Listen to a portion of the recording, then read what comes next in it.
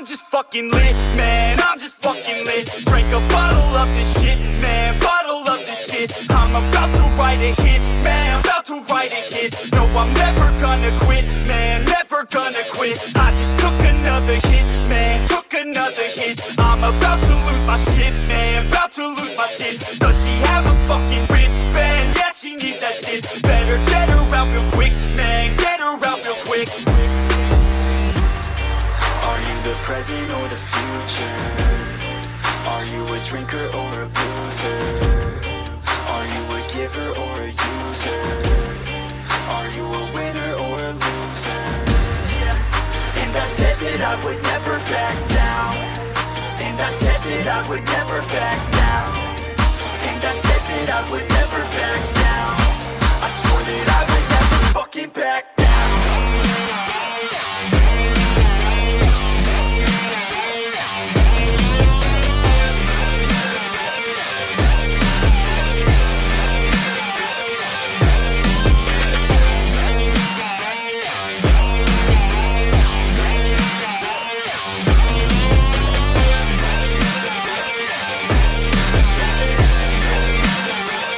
Pass the bottle and the fifth, man, bottle and the fifth. Cause I'm feeling like the shit, man, feeling like the shit. Yeah, her body's like a gift, man, her body's like a gift. Cause she's looking hella fit, man, looking hella fit. And I can't always commit, man, can't always commit. Pull the trigger on this shit, man, trigger on this shit. Cause I feel I haven't lived, man, feel I haven't lived. Till I got nothing to miss, man, got nothing to miss. Are you the present or the future? Are you a drinker or a boozer? Are you a giver or a user? Are you a winner or a loser? Yeah. And I said that I would never back down. Hello. All right. How are we all doing tonight? No one's in the room yet. That's okay. We're going to be doing some Dan McKellen. I'm going to follow that up with some Jordan Peterson. So, yay. How you all doing?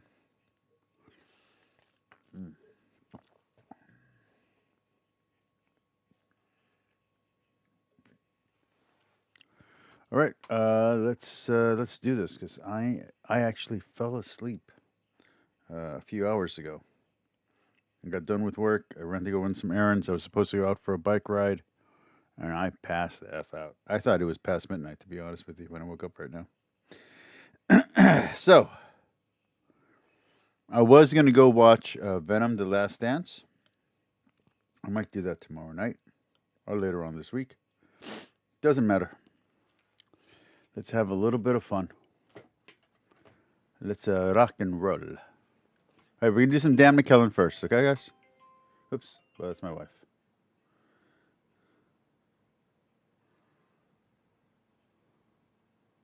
Hi, honey.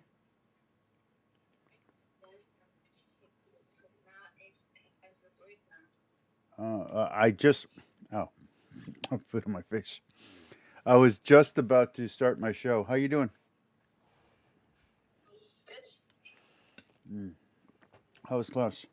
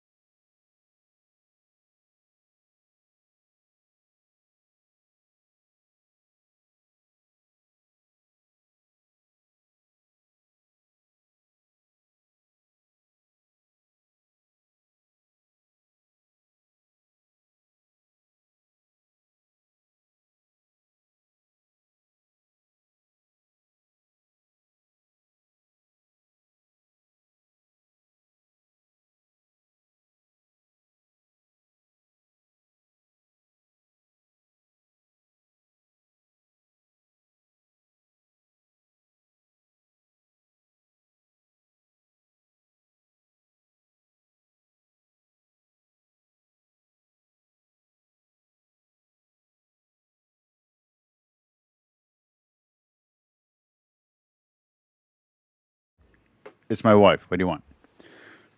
I can't believe I had popcorn on my face, man. That's so embarrassing. All right. This is Dan McKellen. He's a scholar of the Bible who may or may not actually have a degree. He might or might not be a comic book collector who just thinks he. But here's the deal. Here's the deal. He went to Full Sail University. He got a degree from DeVry, and he went to that comic school. Does anybody remember? Anybody who read comics? There used to be a art school or an art university, but I don't know anyone who actually went to it, and I don't know anyone who's a professional artist who actually went there. And it would be learn to draw like Andy Kubrick, but it wasn't by Andy Kubrick. And you would take a course like a correspondence course.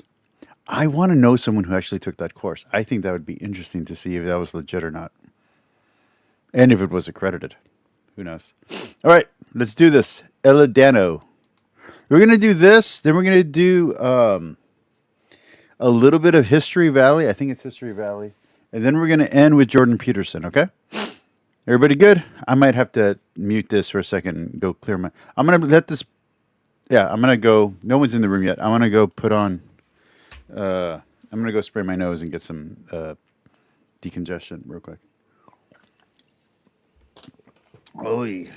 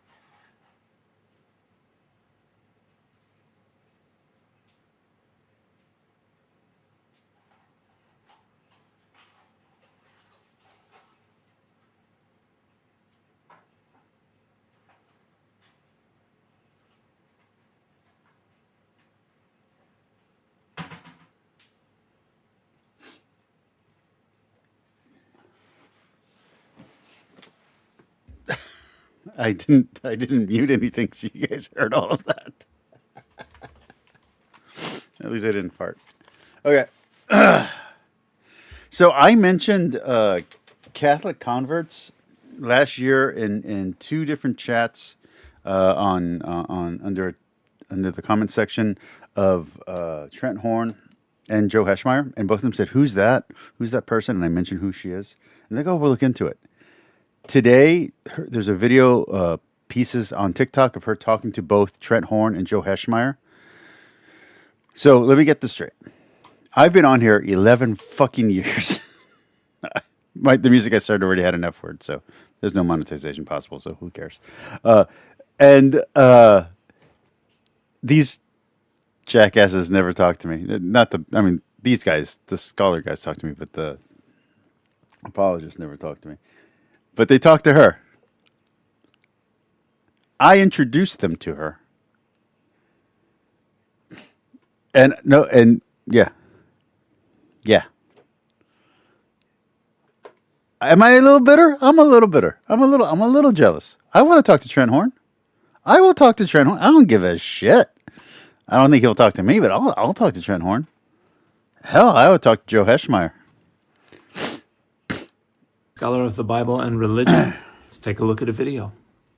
Many people say that there's no archaeological evidence for the Old Testament, but you say just the opposite. Why? Oh, there is abundant evidence from archaeology to support the Bible, and more. Let me say this. This guy's not completely off base. We're going to watch History Valley in a little bit. There is evidence to support my version of the historicity of the Bible. There's just not evidence to support a literalist version of the history of the Bible. We'll get into that in a second. But anyone who's watched my channel for more than a few months, what I claim the history of the Bible is works for what some scholars say the history of the Bible is. So, even though Dan McKellen is going to say there's no historical record, that's not true. There's a lot. There's a lot there. But we'll get into that in a second. And he's also going to poo-poo a few things that the two scholars we're going to listen to in a little bit, actually support. But we'll get there when we get there. Or keeps getting found year after year. All right, let's see it. If you go way back to the time of the patriarchs, we have all kinds of place names and personal names that are corroborated in the archaeological. So the problem with that is that name any comic I have there, especially Marvel comic, or any of the fictions that I have over here in this corner. Like, they can mention New York City, they can mention a suburb of the Hamptons, they can mention someplace in Chicago. That doesn't make a story true. And it's not as if fiction was a creation of modern day, even though a lot of people like to think that it was. Record with the names mentioned in scripture. So the fact that there are personal and place names that fit that time and that place in the patriarchal narratives is not in any way, shape, or form whatsoever evidence of historical accuracy. The overwhelming preponderance of evidence precludes historical accuracy and demonstrates these stories were actually written toward the middle or even the end of the first millennium BCE, not the end of the third millennium and beginning of the second millennium BCE. For instance, I just kind of glazed over as you said that, and I didn't even hear anything you just said. Genesis is written in Hebrew. Hebrew didn't even exist until the end of the second millennium BCE.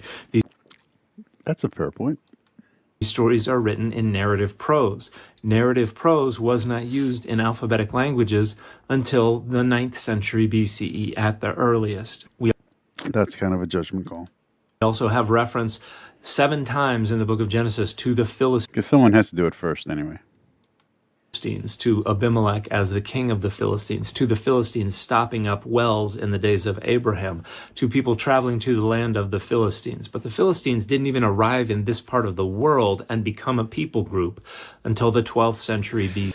But that's really easily explained. If you're writing later about a time that's earlier, it's not uncommon to use the current naming conventions or identification of a people when you're projecting backwards. So that's not exactly problematic. That doesn't hurt the idea that there's an oral tradition that goes back to this time period. Though the further back you go, the less probability you have to support it. BCE, around 800 years after Abraham was supposed to have lived. You also have a reference in Genesis 14:14 to someone traveling to Dan, a location that was named after the tribe of Dan. Number one, it's not impossible for Dan to have been named after the place. Just one. Number two, like I said, they could be projecting back, and they could say that the story itself was projecting back. So there's a way to push the chronology back and still do that. Like we can say in America, 1,000 years ago, it's still America, even though it wasn't called America 1,000 years ago. Dan, a tribe which was named after a person named Dan, a person who was the son of Jacob, who was the grandson of Abraham. So a reference to someone traveling to the land of Dan. Yeah, but in the narrative itself, by doing this, it shows that it's written later. Like if you ever, I know that some Protestants are going to get upset, but I don't even think any Protestants watch my channel anymore. If you, I don't understand why they have a problem understanding this. That thing has to happen before it can be said, before it can be spoken about, before it can be written down. I don't even understand why they have a problem with that. But they also have a problem with this chronology, which is they somehow feel that there was a witness to everything that's in the Bible. If you have someone writing down a chronology, and let's pretend that we're going to say that the person who wrote is writing when he says he writes or when the implication of the story says he wrote, fine. But if he has a chronology going back to the beginning of time, he didn't witness any of that. So if someone's writing a story that goes from Abraham, or yeah, I would say Abraham, from Abraham all the way to Moses, or Abraham to Noah, but Abraham to Moses, the person writing it has to be around in the time of Moses. He can't be around in the time of Abraham. So all the stories leading up to it, it's not as if he was there. And it's not as if the oral transmission of this would be preserved 100% accurately. Anyway, there would be embellishment, there would be adjustments, there'd be refinement, repetition, all that kind of stuff, just to keep the telling fresh in someone's head. So, yeah, the way oral transmission works, there would be these kind of innovations in the story and paring down so that it can be memorized. In the time of Abraham is clearly anachronistic. And when you put all this together, what you get is stories that were written down in the second or the third quarter of the first millennium BCE with no evidence of historical accuracy. I don't know about the second half of that, but the first half of that sentence was 100% correct. You've got evidence of the Israelites being in Egypt and the cities like Ramses and Pithom that the Bible says they built up, and then So I think Dan's going to take a negative here, but it really depends on how you define Israelites. So let's say the Semitic people. Okay, well, now we got the ancestors of the Israelites. Let's say the Hyksos, the Hebrew, and all this kind of stuff. Okay, but again, these are the ancestors of the Israelites. I would say that the Egyptian, I wouldn't say maybe an Egyptian, that the myths coming out of the Babylonian exile may reflect multiple traditions of Semitic people entering and exiting Egypt. And it's reflecting, so they can be more honest and not piss off their overlords, their exile from Babylon. And they're paralleling this older tradition with their current events. And that's how they're able to tell a more accurate story that sounds more true, because they're actively going through an exile and a return while they're talking about an exile and a return. So they're going through an exodus while they're writing about an exodus, so they can make it sound better. So they can write it more accurately because they're going through it. And they're pulling all these narrative threads from traditions that they have, oral traditions. That makes way more sense. abandonment of those cities at the right time. There is absolutely no evidence whatsoever of Israelites ever being in either of those cities, and those cities were abandoned slowly over time because of the relocation of the services that were provided in those cities, not because suddenly everybody left. That's not. He's not an Egyptologist, so I would not put too much stress on what he's saying here. But what the apologist is saying sounds nonsensical. Supported by any data whatsoever. You've got the entrance of the Israelites into Canaan, testified to by the Amarna letters. There's absolutely no evidence whatsoever that the Amarna letters ever once refer to any Israelites whatsoever.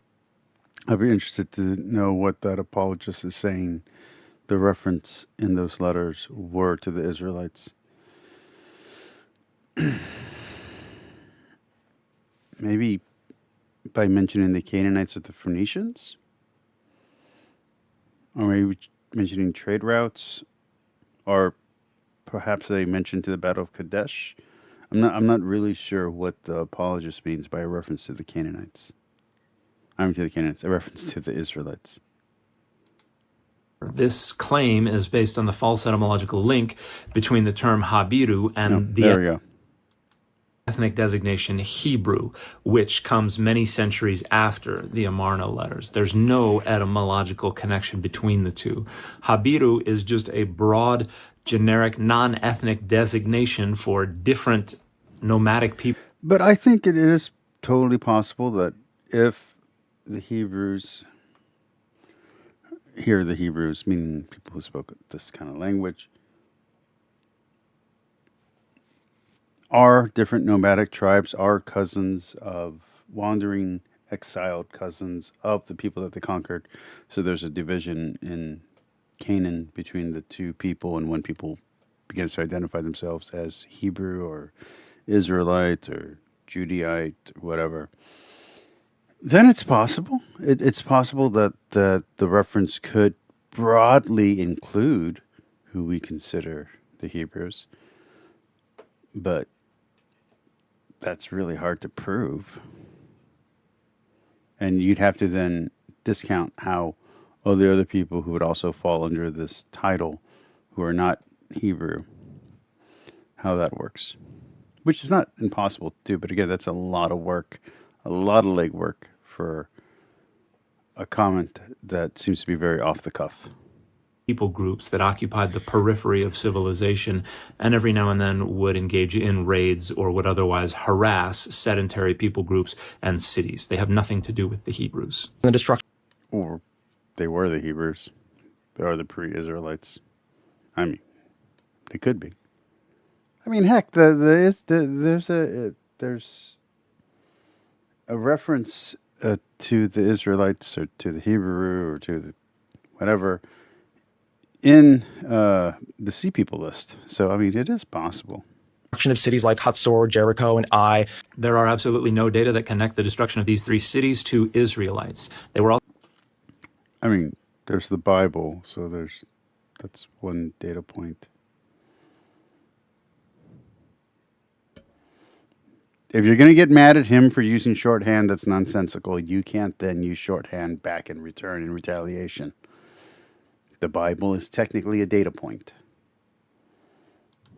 also destroyed across a very long range of time, going from the middle of the 16th century BCE down to the 12th century BCE. So they cannot have been destroyed as part of a conquest. And archaeologists are in overwhelming agreement that the conquest narrative is not historical and I agree with that. is a much later literary creation. It doesn't mean there wasn't battles. Whatever. The Judges period matches perfectly. It absolutely does not. However, there are scholars, and I agree with them, who argue that some of the social memories that are represented within the book of Judges preserve some historical elements from earlier periods. Now, he could start off his diatribe with this, and then the rest of this video would be explaining the nuances, but then he'd have an audience capture like mine, and he wouldn't be as popular. However, they are embedded within much later literary creations and configurations that are not historical. The kings like David and Solomon built monumental cities and the temple and all these kinds of things right up through the Persian period and on it goes. So once we get to the Omride dynasty, the archaeological data begins to correspond in very broad terms with the history that is represented in the Hebrew Bible. And there is evidence that a dynasty known as the House of David was operative in the 9th century BCE, which may preserve memory of a Davidic chiefdom, certainly not a kingdom that was established in the century before. But Okay, let's go to the next one. Bada bada bada bada bada bada. Bada bada bada bada bada bada. No. Okay. Evidence of Jesus and we do evidence of Jesus. Maybe we'll do this one just because I found it a little bit interesting.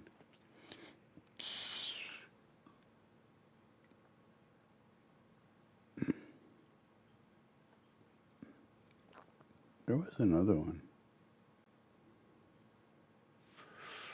I don't know if I want to do.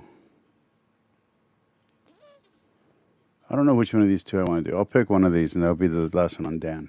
But let's move on. Jesus. This 2024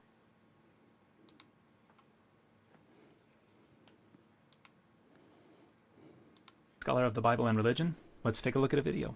Here's some evidence that Jesus actually existed. All right, let's see it. First, Golgotha, meaning place of the skull. This is thought to be the place where Jesus was really crucified. You can even see the resemblance of the skull in the rock to this day. Well, some people think that, and it's really only Protestants, and it's really only been since 1842 when a German preacher named Otto Thenius was staying at a nearby hotel and looked out over this rocky outcropping and was like, hey, that reminds me of a skull. Maybe that's where Golgotha really was. And then over the next few decades, there were other military men and German preachers who came there and liked the idea. And then in 1883, Major General Charles George Gordon popularized the idea. But apart from the fact that the rocky outcropping reminds some people of a skull, there are absolutely no data that are supportive of identifying it as Golgotha. Next, we have the Garden Tomb, not far from Golgotha. Due to its close proximity, this is thought to be the place where Jesus was brought after his crucifixion. He was then placed just behind where these bars now are. Yeah, no, the archaeological data even more clearly preclude this as the location of Jesus' burial. To begin, that is an Iron Age rock-cut bench tomb. That dates to the 8th or 7th centuries BCE. It would have been in use for many centuries before Jesus was ever born, and the account of Jesus... Most people think that the places identified by the Catholic Church, most of them anyway, are the correct places, although a few of them don't have substantial proof. Specifically, some of the places that are picked out by St. Monica might not actually be the right places, but the rest of the places seem to be the correct, or at least historically probable ones, or historically possible ones. Jesus' burial says it was a newly carved tomb in which no one had been laid before. And the style is all wrong as well. In the first century, the tombs would have had benches, but also would have had a bunch of holes in the walls for ossuaries to be placed in after the bones had been gathered, after the corpse had sufficiently decomposed. And then outside, people think that the track in front of the opening to the tomb would have held the stone that rolled in front of the opening of the tomb. But that track is actually a watering trough, and it dates to the Crusader period when that area was used as an animal pen. So that's definitely not Jesus' tomb. Next, we have the actual nails from a real crucifixion dating back over 2,000 years. The nails were found in the tomb of Caiaphas, which was the high priest involved in the trial of Jesus. So this is actually conflating two different pieces of archaeological data. The image of the ankle bone with the nail driven through it does come from a 1st century CE burial near Jerusalem. It comes from an ossuary that has the name Yehochanan ben Chagkol inscribed on the outside of it. It does not come from Caiaphas' tomb. That's the other piece of archaeological data. There were nails discovered within Caiaphas' tomb. However, those nails have not been linked with any crucifixion at all. They're just some stray nails. They may or may not have had something to do with a crucifixion, but there's absolutely nothing that connects them to this image of the ankle bone with the nail driven through it, and nothing connects them to Jesus either. And lastly, the Shroud of Turin. The image on the shroud seems to be of a man around the same time frame and location of Christ. There's no paint or etching. So there's controversy around the Shroud of Turin. I don't think it should be a matter of faith. I don't think it should be proof of anything one way or the other, but a lot of Christians and Catholics hold up the Shroud of Turin as a major element of their faith, which I think is problematic because if it ever gets completely disproven, not in the way that Dan's going to dismiss it, but in actuality, if it gets completely disproven, then there goes your faith. So you shouldn't, an item like this should not be a basis of your faith. It could be an interesting element, something to talk about, conversation piece over the coffee table, Found on the shroud. Yet there is a clear image of a man which looks very similar to Christ. No one has been able to explain it, even though it's been through intense scrutiny, leading people to believe this is the real burial cloth of Jesus. The Shroud of Turin is a 14th century forgery. In fact, our No, that's not 100% correct. They have disproven the forgery claims, but that doesn't mean that, by they, I mean like different scholars who oppose the forgery claims have put out enough material out there that if you want to say that it could be legitimate or it could date back to an earlier period, it is possible. Again, that doesn't prove that it's from the time of Jesus, and it doesn't prove that that's the face of Jesus. All it means is that the evidence that disproves it has been not disproven. What's the word? More than question, but has been undermined. So, just, yeah. first reference to it anywhere in the historical record is a local bishop saying, hey, this is a forged artifact that was part of a money-making scheme. And there have been a number of analyses that have been conducted that have shown this dates to the 14th century. Yes, but there's also other analysis that have shown that it could be older or could be legit. Again, this should not be an item of faith. It should not be. The shroud is not too problematic to be an item of faith because no secular scholar is going to buy into an item of faith. But if they bought into an item of faith, they would quit being secular almost immediately. So that's not the problem. The problem is not that scholars, that secular scholars disagree on its veracity. The problem is that even if you can push it back as far as you can't get it to the time of Christ, and you can't get it to the tomb of Christ. You can't get it to actually connect to Christ. So you shouldn't try. You should just look, hey, this is an interesting image. It's kind of cool. And that's it. And there have also been reproductions that have shown you can replicate the features of the shroud. Now, of course, they have to simulate things like many centuries passing, and they do this using heat. And so it doesn't match up exactly because we haven't yet found a way to precisely simulate the passing of multiple centuries. Okay, let's not worry about that. Let's go one more. Let's go one more Danite thing.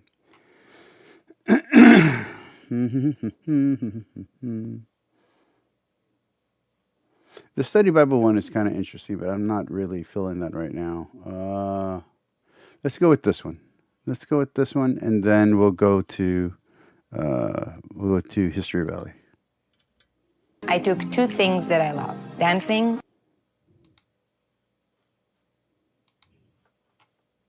I'm a scholar of the Bible and religion. Let's take a look at a I'm Tim McCallum. I'm a scholar of the Bible and religion. video. The Bible Music. or the biblical canon consists of one consistent story written by dozens of people throughout history who either witnessed the events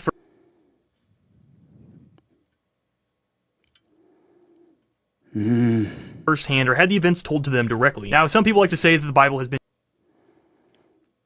Let's go back because all of that is a lie. Hey everybody, I'm Dan McClellan. I'm a scholar of the Bible and religion. Let's take a look at a video. Music. The Bible or the biblical canon consists of one consistent story written by So the Bible is not one consistent story. You can get one story of the history of the Jewish people, or the history of people's interaction with God, or the history of revelation, divine revelation, if you want to call it. You can get one narrative out of it, but it is not one consistent story. It is many different stories, and some books in the Bible are actually multiple stories, and some of them contain multiple versions of the same story. Some of them draw from pagan or non-Christian, non-Jewish parallels. So chill out with the overall claim. You want to say it's God's word. You want to say it's God's message to the people. Fine. You want to say that it's a document of the Jewish people, or it's a Jewish document that talks about Jewish history. Fine. Jewish understanding. Fine.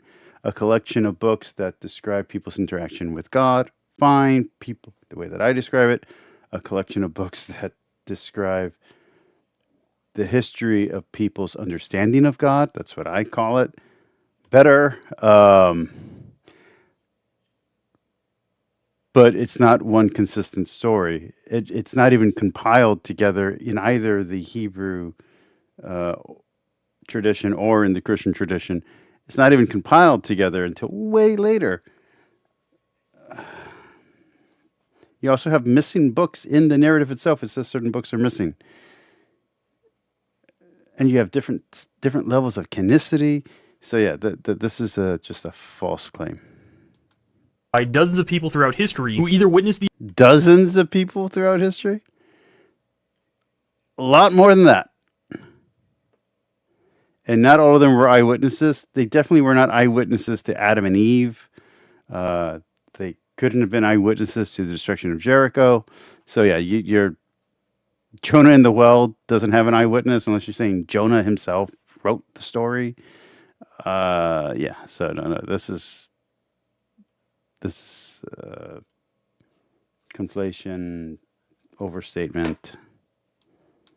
The events firsthand or had the events told to them directly. Now, some people like to say that the Bible has been changed or manipulated throughout time, which is not accurate considering that we found the Dead Sea Scrolls that were from 2,000 years ago and that they had almost no deviation from the current Bible. Okay. Just someone who's read the translation of the Dead Sea Scrolls and has read multiple versions of the Bible from multiple differing traditions, including in different languages that come from different traditions. This is not correct at all. There are grave differences between different oral traditions, different transmissions, different transmission branches, vines, whatever you want to call it. This is not accurate at all, even in today's modern Bibles. You could say that most English Bibles are based on the Masoretic text, okay?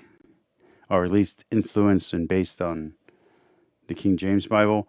But there are other Bibles around the world in other languages that are not based on the transmission of the King James.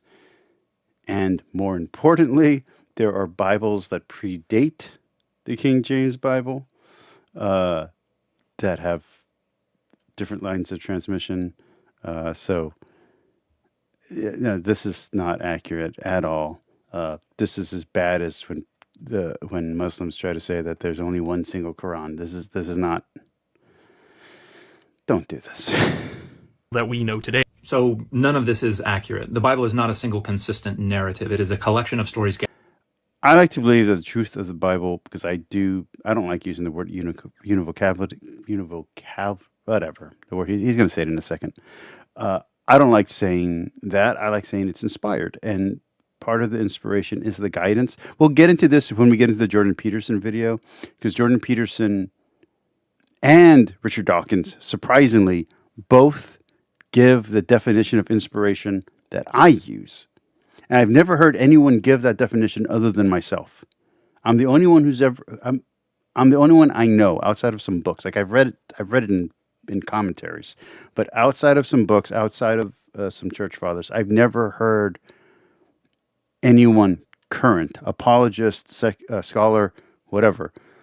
I've never heard someone word what I believe inspiration is.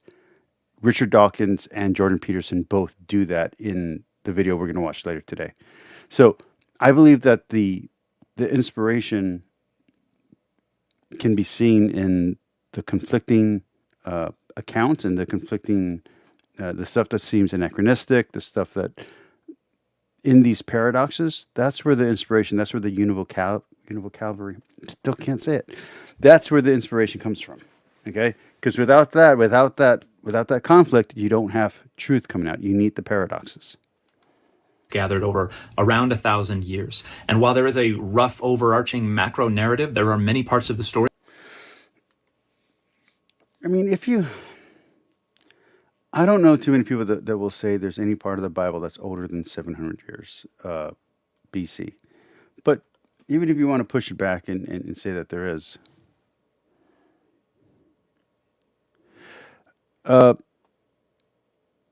inspiration, for those watching at home, tomorrow morning when I get my view bump that I get at 10:30, who's watching at 10? I want to know who you are. Who's the 20 people who watch my broadcast at 10 or 10:30 in the morning? Could you guys comment? Just say hi or something. Anyway, B.S. Lewis says inspiration is one of the most hotly debated words within Christianity. I don't disagree with you, even though I want to. But like I said, I have a definition that I've read in that relates to what Origen says, that relates to what Tertullian says, and that relates to some commentary, some scholarly commentary in some of the Bibles, some of the study Bibles that I've read. specifically the Catholic Study Bible from Oxford and the Oxford Ecumenical Study Bible, the one that I always promote. And I don't think it was this. I don't think it's the current one that it's still. I think they took it out of the newer commentary. I think it's like the third edition that has the one that I use. Again, Richard Dawkins uses that to say that's not what inspiration is. That's not what divine inspiration is. And then Jordan Peterson counters him by saying, this is where I see divine inspiration. So I've never heard someone on YouTube or on TikTok or anywhere else use my definition until today, where Richard Dawkins and Jordan Peterson both use my definition. Arguing with each other, and then they kind of like click in and they kind of connect after being disgruntled with each other for most of the interview. So we're watching a little bit of that. That don't really fit well into that macro narrative. And even within that macro narrative, there are many details that conflict with other details, including in different tellings of the exact same story. So it is not one consistent story. And the data indicate that the overwhelming majority of authors of the biblical texts were not first or second-hand witnesses of the events that they narrate, but are writing decades, if not centuries, after those. I would say they're writing centuries afterwards. Centuries. I would even say some of the accounting is millennia afterwards.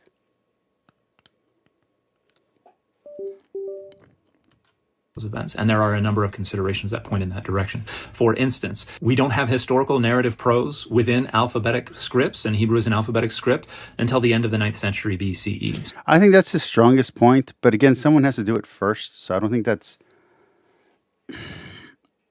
When they're doing the oral transmission of the storytelling, and I'm not talking about it being in Hebrew or Greek or whatever language, ancient language was before Hebrew even began. I'm just saying when they're doing the telling, people still talk like humans. So in the oral telling of the story, in the poem that's being said and in the hymn that's being sung so that people can remember the story, regardless of which version it is, regardless of what element of, let's say, Genesis is a...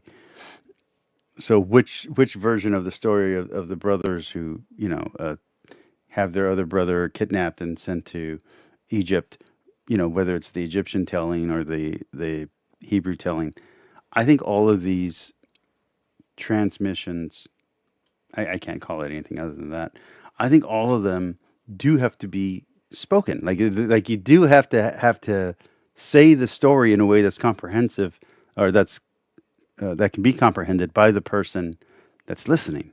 So even if in writing it didn't exist, in the oral transmission, there would have to have been some kind of narrative.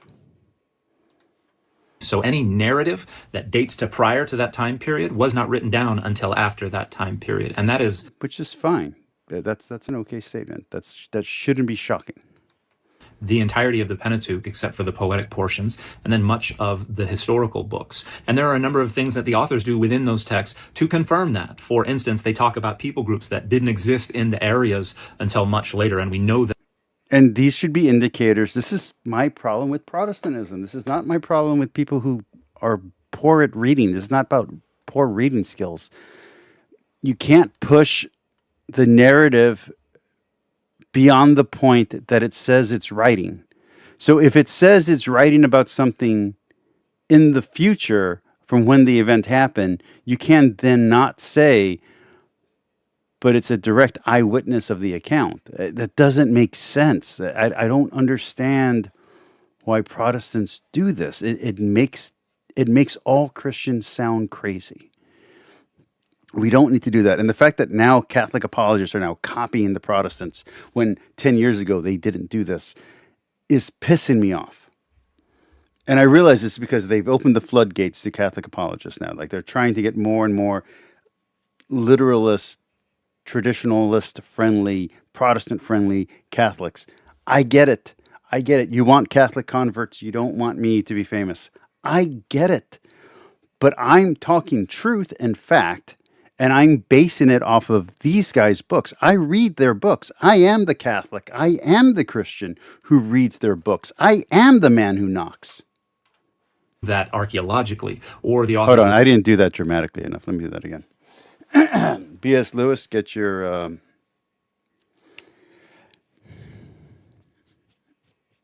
clip ready. Oh, yeah. And I get it. They don't want me to be the Catholic that is famous. They don't want me to be the spokesperson for their point of view.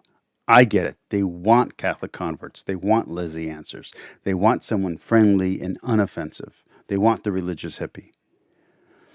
But I'm the Catholic who reads the secular scholars' works. I'm the one who reads Randall Rouser's books. I'm the one who's going to buy Dan McKellen's book. I'm the one who takes Bart Ehrman's online courses. I am the man who knocks. How's that?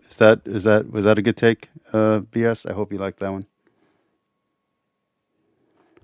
I'm the Christian who knocks. I'm the Catholic who knocks. You want another take, or is that good enough? Will say they built this building or they built this artifact, and you can go there and it's still Hey, there Thomas. down to this very day, which is how people tell stories from hoary antiquity, not report things to which they were eyewitnesses. And finally, the Dead Sea Scrolls do not demonstrate that the Bible has not changed at all. In addition to the fact that most of the Dead Sea Scrolls come from centuries after the original composition of the text that they preserve. And they don't match up to what we have today, not 100%. And they have whole sections that we don't have, and they're missing sections that we do have. So they preserve about 25% of the Hebrew Bible. And when you compare those manuscripts to the Masoretic text, if you read the entire thing, like the longer version of the Dead Sea Scrolls, again, I'm reading from a translation. I have 2, maybe 3 different translations of it. There's like grocery lists, supply lists, like stuff they have in their cabinet. Like, it's not all about the Bible. It's like, it talks about other stuff too. Just letting you know. Medieval authoritative edition of the Hebrew Bible, there are differences in virtually every single verse. And while the majority of those differences are spelling differences or only minor meaning differences, there are still many and significant meaning differences. And what they demonstrate is that the text of the Hebrew Bible was still quite fluid and was... Yeah, I mean, I know Protestants don't get this, but if you read Jewish commentary, the Bible was living and fluid until it was canonized by the Christians. And even after it's canonized by the Christians, the Catholics are still developing. And by Catholics here, I also am including Orthodox, Chalcedonians, Coptic. I'm saying Catholic as in the universal church, the one true church founded by Christ, which has 12 different branches here, and 5 of which still exist. That one true church founded by Christ was still developing the doctrine and the dogma even after the Bible had kind of coalesced into one book. We're still developing what it means, and we're still changing and adding things. Like, I don't like it when Muslims accuse us of changing and adding to the Bible, but what they mean by that and the accusation on its own is very different, because we did add things. We added stuff like the woman caught in adultery. We added stuff like Jesus writing on the ground. We added these things. We took them from notes and we put them into it. We interpolated. We developed the story. The difference between Mark and John is massive. The difference between what Paul is reporting and what we are talking about in the church fathers is massive. There's huge leaps in the development of the faith. We don't have to deny that. We can still admit that and think that it's inspired and believe that it's true, even if we're saying, yeah, we made it work. We put the pieces together. Dan can argue against that, and we'll go, well, we got the church. We don't really care. But if you're arguing that the Bible has never changed and every word is exact and there really was a talking donkey, man, you've lost the thread. You've lost the thread.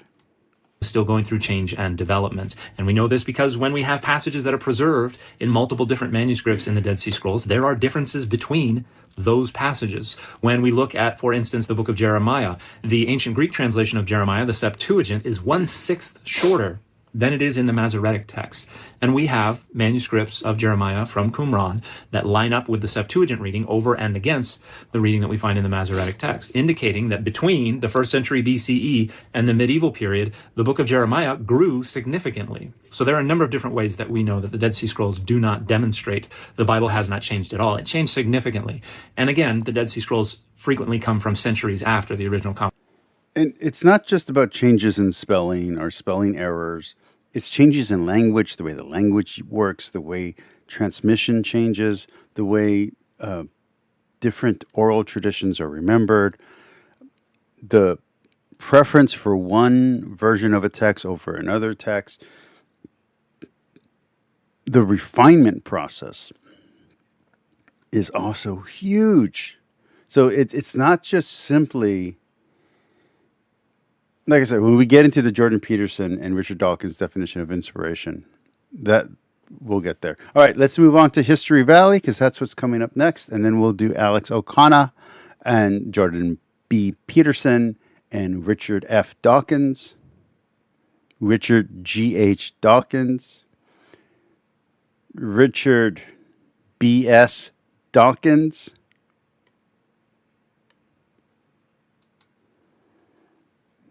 B.S. Lewis Dawkins. You know what? We should check out that loser's channel. Let's check that out. Hold on. Let's go see what's going on with this dude before we move on to anything important. No, not C.S. Lewis. That was my bad. My bad. I'm so sorry. Look at that handsome face.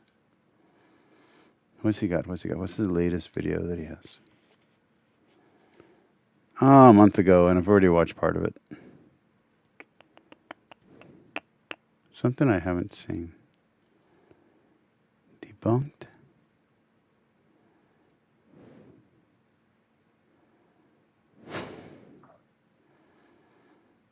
And you wonder why more Christians don't watch your stuff, buddy. That guy. Look at that. Look at that handsome face right there. Let's see. What do we got?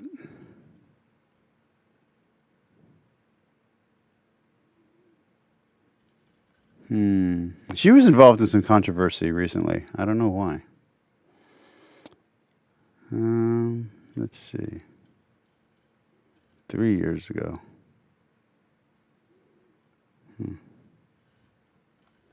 Go subscribe to B.S. Lewis channel, by the way, please. If you haven't, go watch. Go subscribe. If you're listening to my channel, you don't have a problem with crassness. Don't pretend you do. Go subscribe to BS. Support him. Okay. Where was I? What was I going to do? History Valley.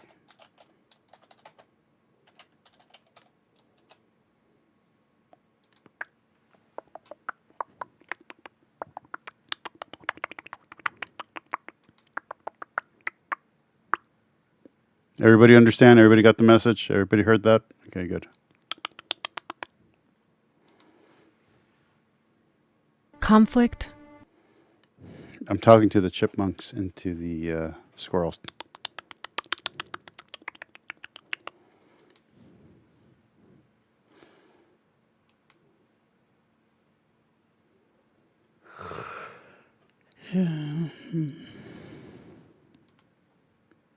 I'm joined by Dr. Maggie Bryson. She has a PhD in Near Eastern Studies and Egyptology, which she received from Johns Hopkins University.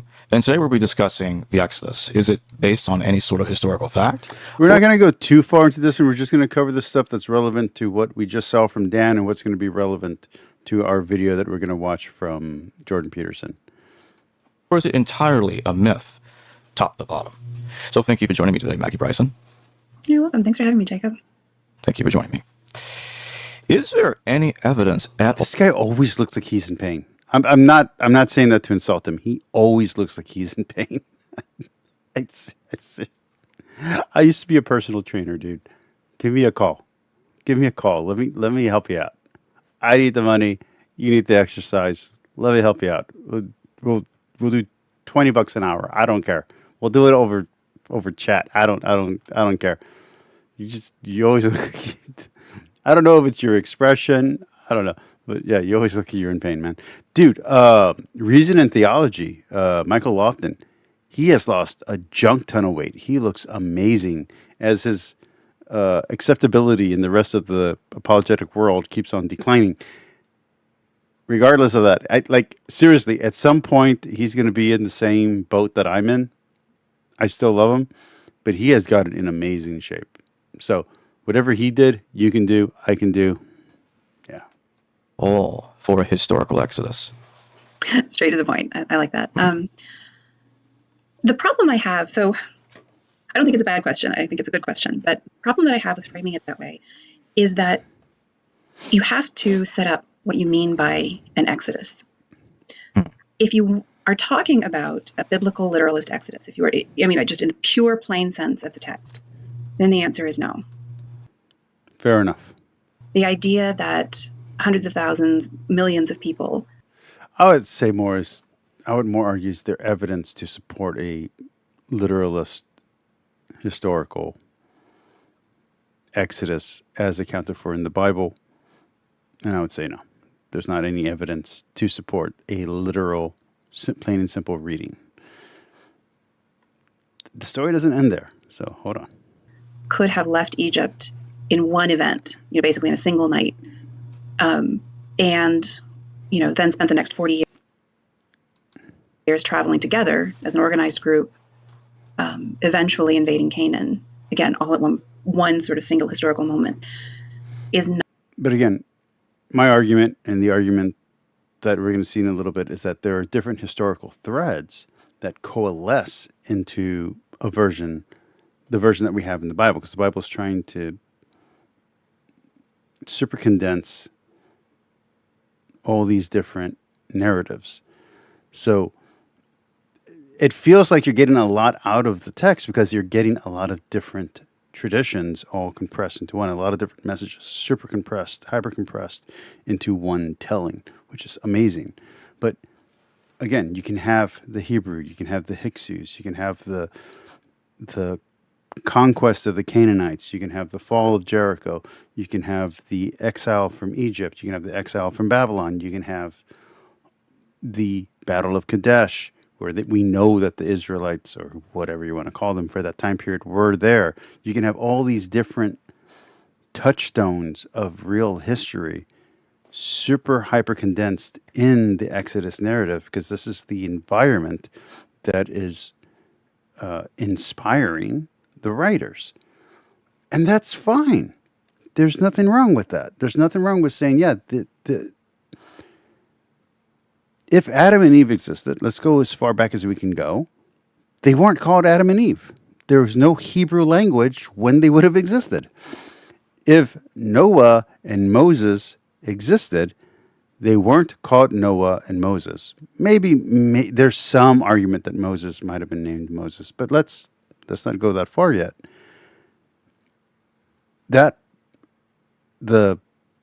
If it happened with someone with a different name, and it happened maybe multiple times, and this compressed version of this leader is like taking all the greatest traits of all of it and put it into one.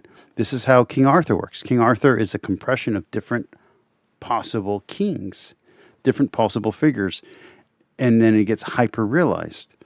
So it's not as if there wasn't a first king of England. There was.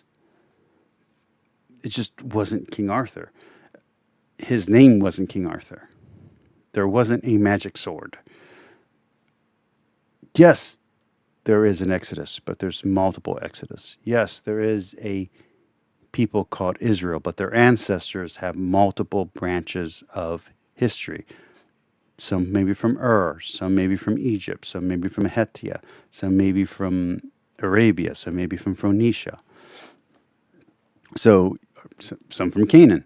So you have this super hyper condension of these elements into a single narrative that makes it powerful and makes it more real than real. And again, we'll get into that when we get into Dawkins and Jordan. Not supported by the evidence, nor is the idea, and this is even more important, I think, to get right up front, that there was a people resident in Egypt who would have thought of themselves as a unified people, called themselves Israelites even, right? Because by the time the Israelites are in Egypt in the Bible, they are Israelites, right? Their patriarch is called Israel. There's no evidence for that either. And the things that are the hallmarks of Israelite society, right? The shared identity, the shared sort of tribal identity, if you will, the set of religious laws, and what ultimately becomes a monotheistic faith are not present in Canaanite populations in Egypt, to the best of anyone's ability to tell, sort of from any of the evidence that's available to us. So that's the sort of long/short answer to that question. Is there any evidence of ancient Israelites in ancient Egypt at all? Again, it depends very much on what you mean by Israelites. Yeah, it depends on how you're defining Israelites. If you're defining the ancestors of the people who we would now call Israelites, sure. If you're talking about the Semitic people, of course. If you're talking about people who have been identified as Hebrew, maybe. But it just depends on how you're defining these things. And yeah, you can find these touchstones to real history that influence the narrative that's in Exodus. And there could be one primary event that they're then attaching all the other events to. But I don't think that primary event is the Hyksos. I think the primary event is the exile from Babylon, and they're paralleling the story so they can say bad things about Babylon without pissing off the king of Babylon. And instead, they're going to attack the enemy of Babylon, which is Egypt. They're going to attack the one that they can attack in the narrative, just like how in the New Testament we call Rome Babylon, because we can say bad things about Babylon without pissing off the emperor of Rome. The idea that people who would contributed in some way to the development of what becomes the historical Israel, either the kingdom, so the nation state, or the people, the ethnic group, that the ancestors of those people could have been in Egypt at some point, or some of their ancestors, some component of what becomes Israel could have been in Egypt at some point, is not at all out of the question. There were people from the Eastern Mediterranean region, from Syria, Palestine, what is now the state of Israel, Lebanon, all the way down into the Negev Desert. There are people from those regions, and also the desert regions, sort of the western part of the Arabian Peninsula, and the eastern part of the Egyptian desert. People from all of those kind of peripheral regions moved in and out of Egypt over the course of, many hundreds of years, thousands of years even.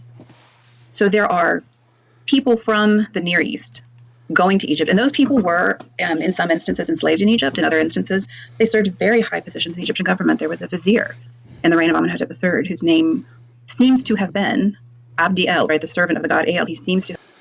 And I believe the name Moses actually has, I'm going to get the word wrong, etymological connections to actual Egyptian names. Been of Canaanite ancestry, to the extent that it's actually, commemorated in his name. But were these people Israelites? That's the problem, right? Abdi El was buried in an Egyptian tomb in the Egyptian style, with references to the Egyptian gods all over the walls, right? There is no indication that there was anything distinctive about his religious views from the ancient perspective, right? They're all living in a world where, your name might, be a theophoric, right? A name that uses the name of a god, a theophoric El name, but that doesn't bar you from, acknowledging or even worshiping other gods, which is very much out of keeping with how we understand this sort of core of Israelite identity. There's no indication. The word Israel is not used, with respect to anyone before, at the very earliest. I'm going to say Meripeth Stele. Time in the 18th dynasty. And certainly, right, the reign of Merneptah, sometime around 1200 BCE. Was You the got it first time right. I got it right. I feel like I passed the quiz or a test. we hear about any group of people called Israel. They're in Canaan at that point. So if you want to look for evidence of the Exodus, you have to set up what you mean by the Exodus. If you want to look for evidence of Israelites in Egypt, you have to set up what you mean by Israelites. And again, in the plain sense of the biblical text, in the plain sense of the term. I don't understand the obsession with the plain sense. That's not how people have ever read the Bible except for Protestants and John Christensen. There's Jewish people, there's Catholics, there's Orthodox, there's Gnostics, there's so many other people, including heretics, that are much older than Protestantism that never did this. So what is with the obsession with the plain and simple reading? Is it because you come from a Protestant tradition yourself and then abdicated out of it? Or is it because it's the easiest thing to disprove? I mean, I don't know if it's a low-hanging fruit problem or if it's a Protestant influence problem. I really don't. I used to have a strong opinion that it was just a Protestant problem. But the more that I read the secular scholars, especially the modern stuff, the more I feel like it might be a low-hanging fruit problem. Like it's the easiest first step to countering the Bible is to simply attack the plain and simple meaning, because the plain and simple meaning doesn't work. But we've all known it hasn't worked since the beginning of commentary of the Bible existed. Outside of John Christensen, I don't know too many Christian church fathers. I don't know too many rabbinical fathers. I call them rabbinical fathers. If you want to know why I call them that, that's a different conversation. I don't know too many of them that are arguing for plain and simple meaning. Like I said, John Christensen is the only one that comes to mind strongly until we get to the Reformation or pre-Reformation writers. Right, what we understand an Israelite to be. That evidence is just not there. Commentators. So in other words, regardless of how one sets up what they mean by Israelites or the Exodus, it's very complicated and it's difficult to find evidence whatsoever, regardless of how one describes either of them. Well, if what you want... I disagree with what he said. I'm going to agree with... I think I'm going to agree. I mean, I watched part of this already, but I'm pretty sure I'm about to agree with what she's about to say. Israelite to be, right? If you are content to think of the Exodus as something that could be in some ways like what's described in the Hebrew Bible, but isn't exactly that. So like there are Egyptian papyri that talk about people escaping past checkpoints and back into the desert. So back, they escape to the east, they escape back toward Canaan through checkpoints in the desert. And in some ways that might recall, right? They're in Egypt, either, enslaved or in some way. Yeah, it's a narrative memory of real events. And the way that narrative storytelling works is that it doesn't even have to be the persons who actually experienced this event. It could be their relatives telling a story about these people. They're like, hey, your cousin, your uncle, your father, your grandfather, he escaped. And he did this. And then enough people have this story from different escapees that a narrative starts to form, a history, an oral history starts to form. There's a place where I live called King Ranch. And in the narrative, in the oral narrative, in the folk tradition of the era that I live in, King Ranch is always the bad guy. Now, it doesn't matter that in real life, a lot of these ranchers and Tejanos are actually worked at the ranch for a long period of time, and they're kind of voicing a grudge against their employer that fired them or whatever they had a disagreement with and they quit. It doesn't matter. King Ranch becomes the villain in these stories about our common ancestry or common history of where I live. That is Egypt. That is Babylon. You conflate and project all the negative experiences that you yourself had, that people that you care about have had, and you place that into the villain's motivations and actions, and then you tell your story of how you dealt with this, and then you project it back. You're like, well, see, our great grandparents had this property and it was stolen by this person, and it was, and so you're inserting real history into your oral telling, but there's no way to guarantee that what's being said reflects the actual events that happened. You either trust it or you don't. And sometimes the point of the narrative is more true than the facts presented within the narrative. Restricted in their Or the movements. factoids, I should say, presented in the narrative. And they get loose and they head back toward, the Levant. If you're okay with that, if you're okay with the Exodus story in the Hebrew Bible being a kind of elaboration, being like a collection of a lot of different small scale She events. was going to call it fan fiction. I'm glad she didn't, because I would have then started to disagree with her. That happened over the course of a long period of time. If you're okay with that, I then am okay yes, with you that. could say, right, that there are reflections And in the that Egyptian. is what I've been saying for years on this channel. I've been saying that for at least 5 years on this channel. So, yeah, that is what I'm saying. Record of what comes to be the tradition of the Exodus. But if it's important to you to believe that there was a unified people who would have called themselves the sons of Israel, or in some way identified as descendants of a patriarch Israel, ultimately a patriarch Abram, that they were living in Egypt at a single point in time. They all came from the same place. They all had the same origins. They all went to the same place after they left Egypt. If that's important to you, then no, there isn't support in the Egyptian record for that. Because people, I find, tend to be kind of inconsistent. And this is, I know she's about to go somewhere, but this is also important when you're talking about the 12 tribes of Israel.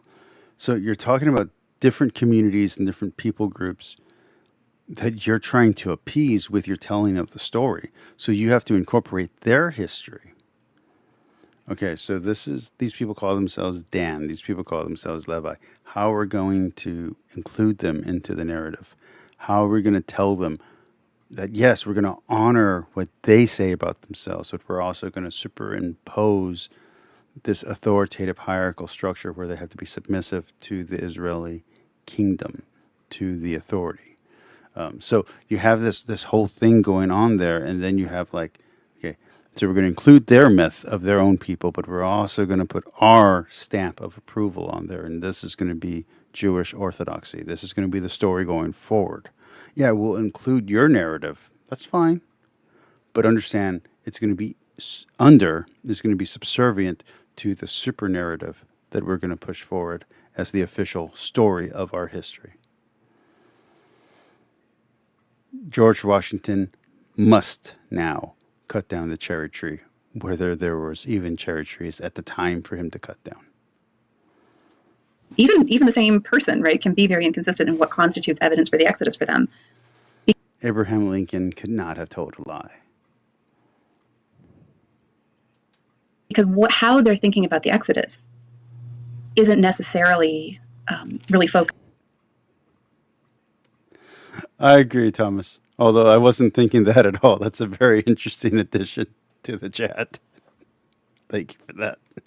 It's not necessarily a developed picture. They haven't necessarily thought through all of the different things that would have to be true in order for any given piece of evidence to support or not support the event that they're looking for. And I've heard people who describe themselves as biblical fundamentalists or even biblical literalists say that they're okay with some compromises in terms of how you reconstruct. And I am, just to be very clear, I'm not a literalist. I'm not a fundamentalist. So, not that you'd watch my channel and get that picture from me anyway. But anyway. Of what the actual historical event they're looking for would be. So, for instance, if you add up the numbers, right, what's the date of the Exodus? What do you know? When did the Exodus happen? Well, according to the Book of Kings, it tries to say it's 1446 BCE if one takes that seriously. Right. So if you add up the numbers in the sort of historical books, right, and from starting in Exodus and into the Deuteronomistic history, you wind up with a date around 1450 BCE. Conservatively, right? It depends on the length of the period when Israel was ruled by judges. For example, right? There isn't a number for the length of time of the period of the judges, but a conservative estimate. I've seen 1700.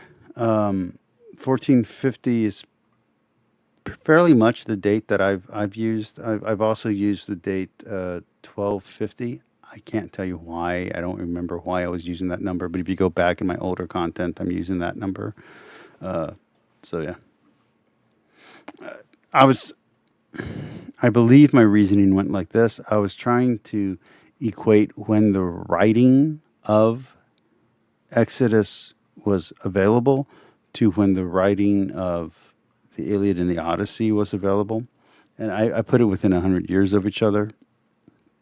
This is based on old data from old books that I'm not even sure the scholarship is still accurate's the wrong word, but still useful today. Like I don't even think the scholarship that I'm using for it is actively referenced. But it was based on the parallels between the Iliad and the Odyssey and Homer and Moses. And so I was dating that to about 700 or 800 as the beginning of the Davidic kingdom. And so therefore the kingdom would have to exist before the writings would exist. Otherwise, who are they writing to? All these are records collected orally and then put into these record books. This usually it was like a priestly or pharaoh or a priestly or oracle or prophet who would preserve the history of the people for the king as like the royal records. So that was my thinking of how these stories became compiled. So that's where I was getting those dates from. And then I was projecting back based on what the Bible reports from there. Nowadays, the 1450s is more what I'm going to say. 1450s, 1420s is the oldest we can push back for when the Exodus would have happened.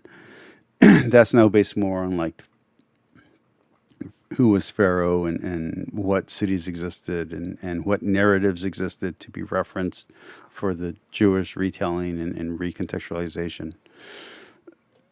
That's not so much that my reasoning has changed or that but more like my knowledge base has changed for the reason why I changed the dates. That would be somewhere around 1450 BCE. Hoffmeyer has actually come up with an even earlier date, but by sort of, doing a good year count. But exactly, right? Let's not get copyrighted.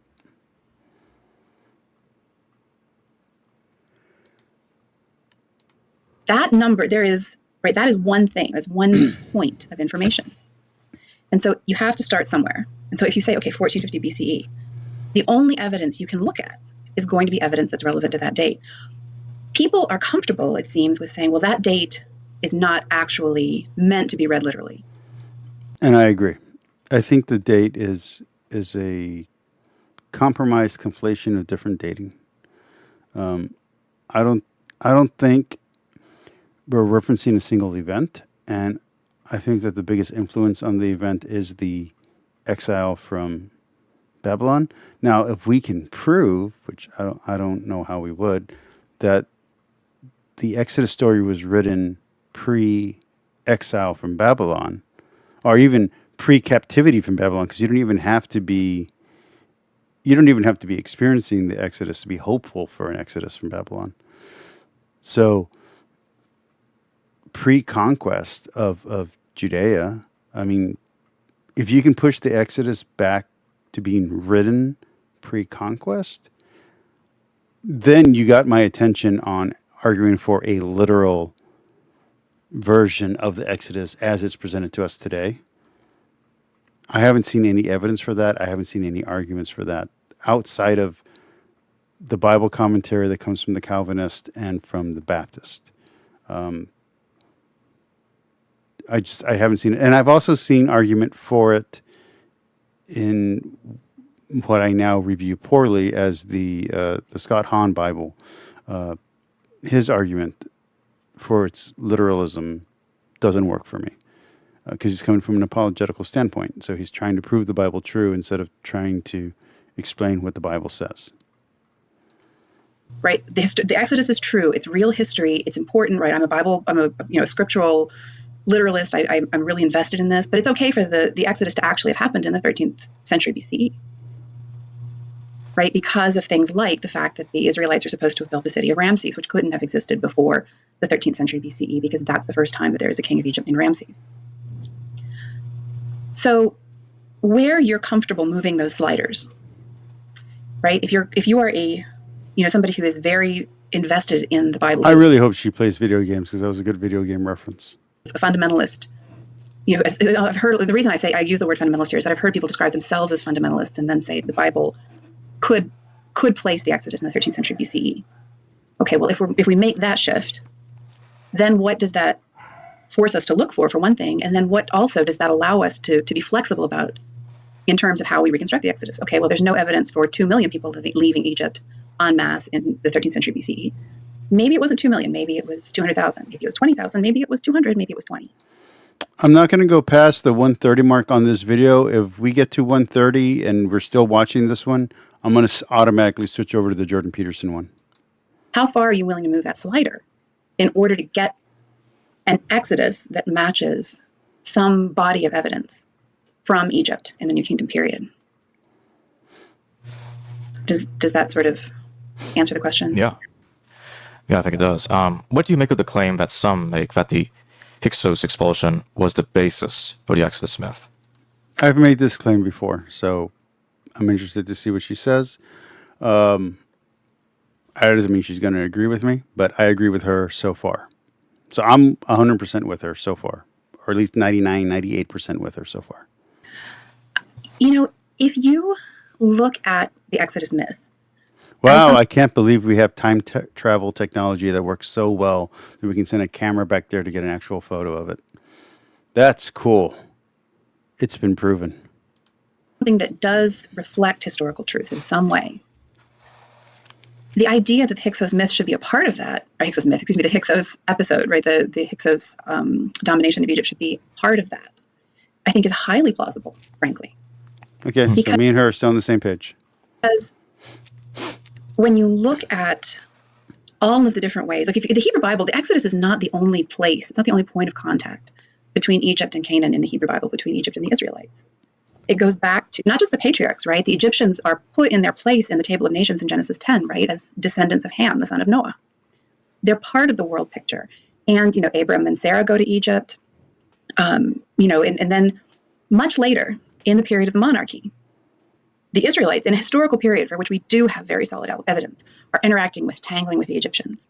Right? Egypt dominated Canaan for most of the Bronze Age, to some degree, right? Depending on the period, right? The earlier you go, or the early end or the late end, you're not dealing with a systematic kind of colonization. But in the New Kingdom period, the time when the Exodus is set, either the early date or the late date of the Exodus is set, Egypt has permanent garrisons, or at least long-term military garrisons, in territory that later comes to be a part of this Israelite state. So, there's extended. I really hope she's played Total War. Back and forth contact, sometimes friendly and sometimes conflictual between Egyptians. You can hear she's thinking ahead of herself. That's cool. That's fine. And people from the Levant, including Canaan, including what becomes Israel. And the Hyksos episode is a big part of that, right? This is a period when people from Syria, Palestine are ruling Egypt. People whose ancestors are from that region, who still maintain an identity rooted in that region, are ruling Egypt. So, and of course, right, we have the Joseph story. We have this, and this idea, right, that's built into the Exodus narrative of how the Egyptians were threatened by the Israelites because they were becoming so numerous, they were becoming so successful. And the Joseph story is a reflection of an Egyptian tradition. So, not that it has anything to do with Israelite, the Jewish telling of the story, but it's a reflection of a history of a Egyptian narrative, of an Egyptian tale. So I think that's important. That's important to show that there is actual historical connection, at least narratively, with the Egyptians and the Israelites, or Canaanites, whatever you want to call them, in this period. And so they had to, in some way, control them, demean them, right, break them down to prevent them from being a threat. So the idea that the Hyksos period, the Hyksos episode, could be part of that memory is not far-fetched at all. I mean, I think But if you wanted to say, could the Hyksos episode have been the Exodus that is described in the book of Exodus, there I would have to stop you and say, I don't see how. Again, there is no indication that the Hyksos considered themselves something like the Israelites, right? Something like the cohesive, and tribally cohesive, right? That the Hyksos would have traced their ancestry back to a single patriarch or to a group of patriarchs. That they were even notionally committed to a religion, a special relationship with a single God, the way that the Israelites are described. There's no indication, ultimately, I have that it all fast arrived as forward. part They're of a still talking slow for me. single process in Egypt. Although, recent studies are in fact, recent studies are kind of showing that it seems to have been a more gradual infiltration through, at least in part, sort of trade type relationships, intermarriage, a more. Which is what I've argued before on this channel. Mind you, I'm arguing without proof. I'm arguing without data. This is just from inference based on my readings. This is the trade route stuff and the influence of the stories and the intermarriage, intermixing of the marriages and the conflation and congealing of different cultures into one Semitic culture that we call the Israelites or the Hebrews or the Semitic peoples. That's all based on inference, based on stuff that I've read. So I'm not using data when I came to this conclusions originally. This is more intuition based on reading the Bible and reading other material, extra biblical material. Not modern research, by the way, just like different ancient books. That a single family was kidnapped and brought there, and that's what established the Hyksos presence. It's, and in fact, right, when the Hyksos are driven out, it's not that they are an enslaved group. It's that they are military leaders, right? They're effectively ruling the country at that time. The picture isn't a perfect match, but the idea that it be part of some memory of a time when Israelites were numerous and powerful and the Egyptians felt threatened is not at all out of the question. And, it's really instructive, I think, to think about that. And but the thing is, it's not the only time things like that happened either. There seems to have been conflict within Egypt with people in that area of Avaris. So, like the reign of Amenhotep II is a famous period, right? There is a period where Avaris, there seems to be some animus against people of Canaanite origin in the reign of, on the part of Amenhotep II, and based on his royal inscriptions. And there is this in the city of Avaris is temporarily uninhabited. In that later Tutmosid period. So, do we have a perfect match? No. Is it possible that there's some component of memory there? Yes, would be my response to that question. What are your thoughts on Manifu's version of the Exodus story? And again, I sometimes wonder if people have thought this through reading Manetho. When we talk about reading Manetho, when we talk about Manetho, we're talking mostly about the account we have of what he said given by Flavius Josephus in Contra Apionum. So, or against Apion, right? Even there, you have to ask which Exodus, because Josephus actually is dealing with the same. Josephus has a similar picture to the one we have. And Josephus notes in Contra Apionum, right, that Manetho describes the Hyksos episode in his History of Egypt, and then later describes another event in the 18th dynasty, right, some time down the road, where the Egyptians come into conflict with a group of people and drive them out of Egypt into Syria. I have two, maybe three different, but I have two different translations of Josephus in my collections. One from Penguin, one from a Christian book publisher. I have not read all of Josephus, so I don't know if I was aware of this when I came up with my theory, or if I've never read this portion and my influence came from other sources, or maybe I was reading an introduction to Josephus where these ideas were percolating.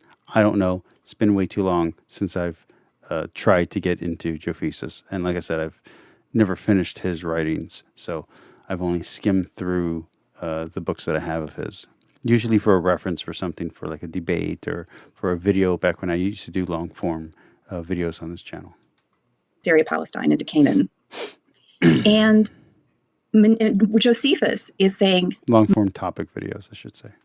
Manetho got it wrong. He picked the wrong Recorded Exodus. videos. If you take a look at Against Apion, you'll see, right? Josephus talks about the Hyksos event. Josephus says, I think that's what the Exodus was. I'm almost positive.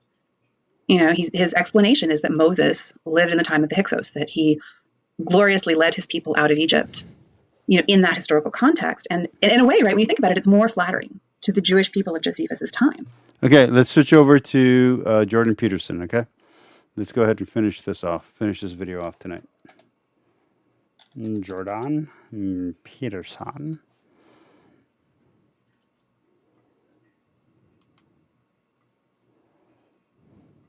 Here we go. And we're only going to watch the very kind of like last part of this. Nazi. Could you guys stop saying things that get me demonetized? Please. Okay, where are we?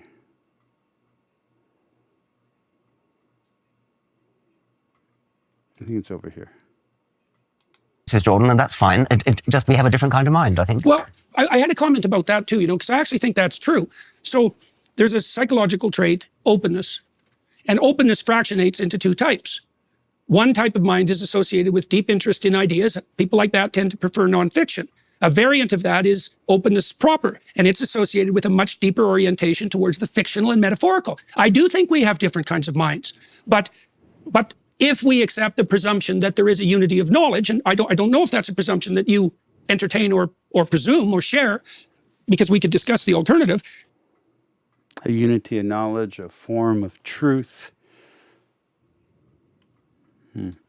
My sense is that those two pathways have to unify. Now, I don't think we know how to unify them in the West. That's why there is this conflict between the science. I agree with Jordan Peterson there, because in the East, there's the mystical and the mundane interact with each other actively, even in secular contexts, even in scientific and medical contexts. So I do think that that's a problem of the Enlightenment and Protestantism here in the West. Scientific and the religious. It's not like I know how to rectify that. The best I can say is this is what I've learned from studying those stories. But I would also say, because I've studied your work, I do believe that idea that you formulated of meme is exactly the same thing that Mircea Eliade is detailing out in his work. And I think the reason that he's not attended to by the universities, because he's passé in the history of religious ideas, is because everything he says demolishes the postmodern Marxists. Demolishes them, which is something that seriously needs to be done. And so I keep hoping, I think, God. Let's all take a moment and reflect on the mustache. I'm not sure if he's trying to look like Henry Cavill. I'm not sure if he's trying to look like Tom Selleck. I don't know what's going on here. Maybe he needs counseling. Maybe he needs help. But let's all take a look at Alex O'Connor's mustache. Okay, and now we're going to move on. God, it would be such a remarkable thing for Dr. Dawkins to know, especially Eliade's work. Although, dude, I didn't notice this the first time I watched this. They captured real-life dinosaurs and put them in the back and froze them. That's cool. Eric Neumann would be a close second, because it takes the notion of meme, which is what was the recreation of the world in imaginal space, and the transmission of those recreations and their potential battles. That's what you specified. And it expands it out into something that extends across millennia. It's the logical extension of your idea.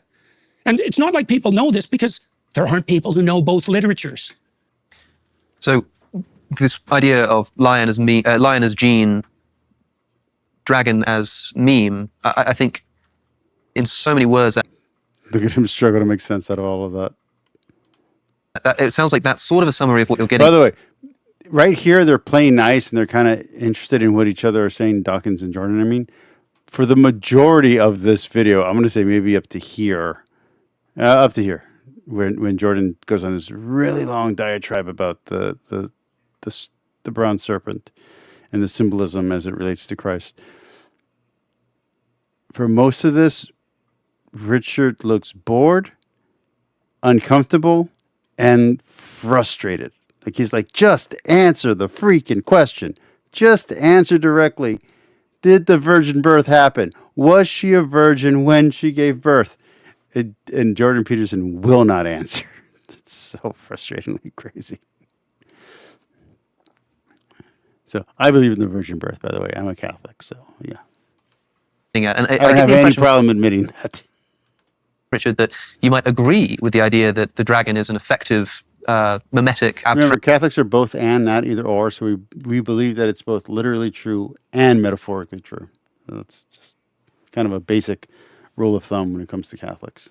Action of the concept of individual predators, but it's just not that impressive. Yes. It's just not that. Well, It's I true, can't but see it's how not an it impressive cannot be truth. impressive at the same time that you are compelled and interested by the idea of meme. I mean, let me ask you a psychological question, if you don't mind.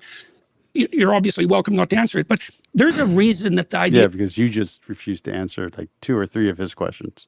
of meme gripped you, and there's a reason it spread. It's because you put your finger on something. So can I ask you how that idea emerged and why it attracted you? As a Darwinian, I'm interested in the process of natural selection. Natural selection is the differential survival of replicating entities. So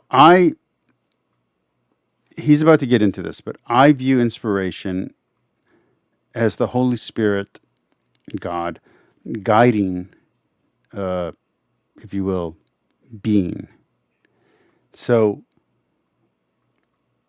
I view the Bible as inspired, not as in every single text that claims to be about God or by God is of God, but that in the evolution of the text, in the changes, the transmission, the adjustments, the audience, the ability to understand, the ability to comprehend, what comes in, what goes out, the compression of different narratives, the existence of different narratives, and the way that different texts influence each other. So I think evolution is I believe in evolution, but I think evolution works not just in biology, but it also works in narrative and fiction and popularity. So I think the text itself is evolving and has evolved. So you need different accountings of creation accounts for the Bible to be able to contradict and be a polemic against those accounts. And that in turn leads us to science as we understand it today and an understanding of creation as we understand it today. And it will continue to evolve. Different literatures, different texts win out. So you have, they're calling it mimetic and calling it a meme effect and all these other high concept terms that I'm not trying to get into. And I don't even like calling them high concept because there's also like, you know what, Chan terms. So I'm not trying to play in that ballpark. What I'm saying is that evolutionarily speaking, these stories are competing against each other and the most true wins out. So yes, you have the Quran. Yes, you have the Book of Mormon. Yes, you have the Atrahasis. Yes, you have the Epic of Gilgamesh. Yes, you have, I don't know if there is actually a collection or telling or surviving narrative of the Great Deluge, but you have the Iliad and the Odyssey, and you have these stories competing for people's minds, for people's reasonings, for people's ethics and morals. And the different cultures have to play out. So it isn't simply about conquest. It's also about if you can live out these principles and have them help your life or hurt your life. And so the narratives have to catch on into your mind and have to be progenerated. And yeah, you can have stories that are outgrowths of these conflicts, of these paradoxes that don't go anywhere. So you have evolutionary development of narrative that is not harmful but not helpful, so that just kind of vestigially sticks around.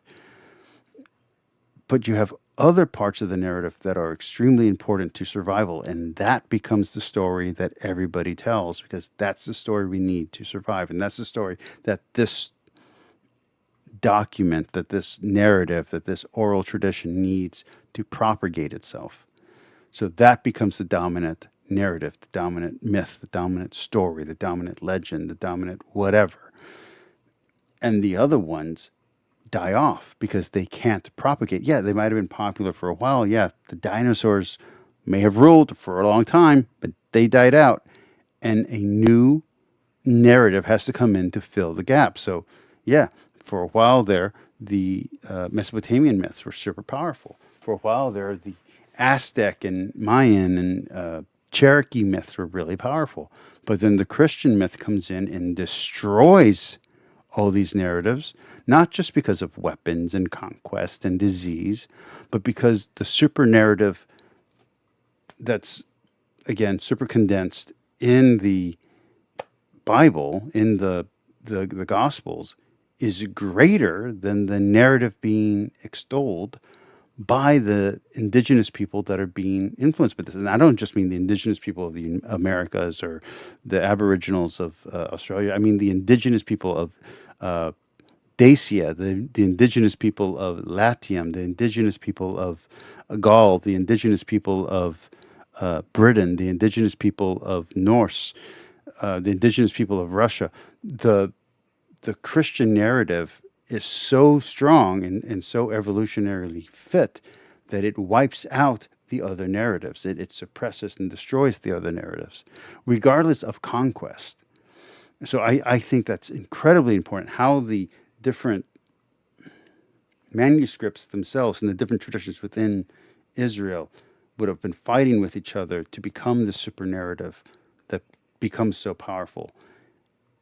I would call that inspiration. I would call that the guidance of the Holy Spirit.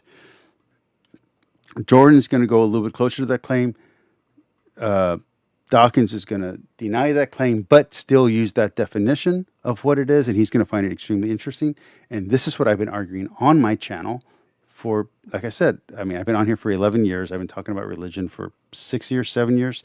This is what I've been arguing for on this channel. And this is the first time I've seen someone of note, two people of note, make the claim and the argument that I've been making on this channel.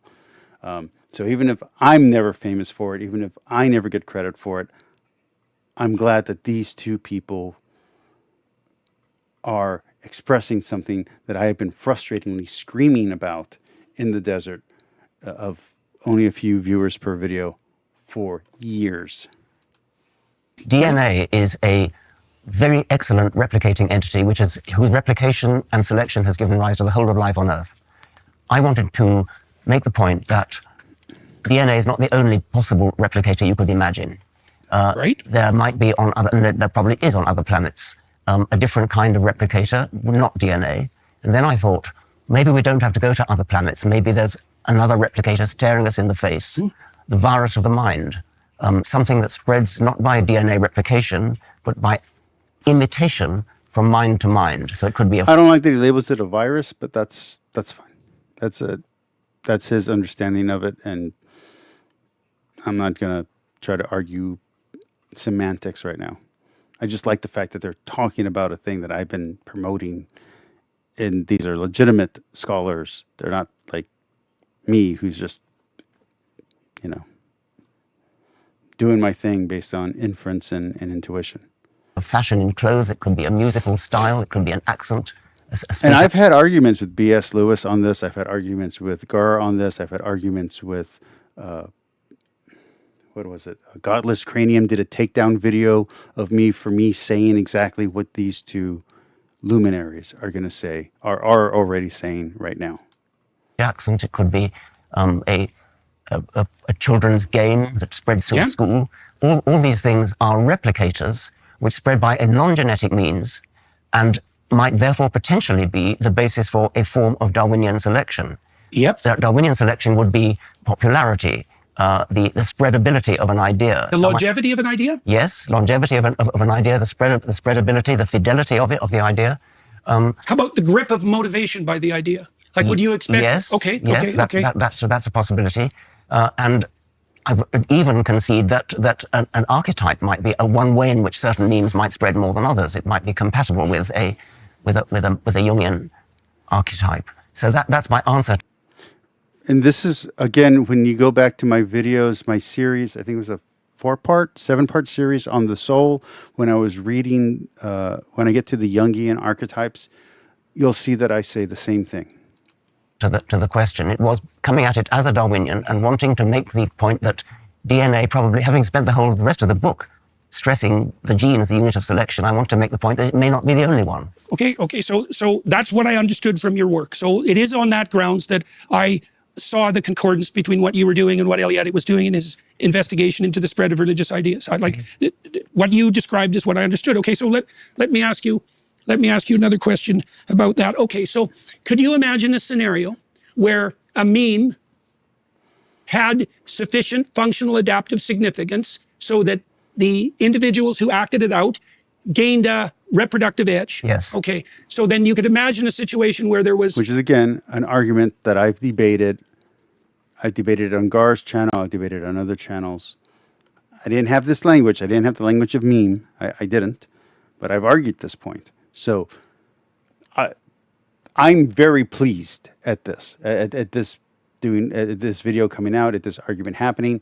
I understand we have to go an hour and 20 minutes to even get here, but this to me is amazing.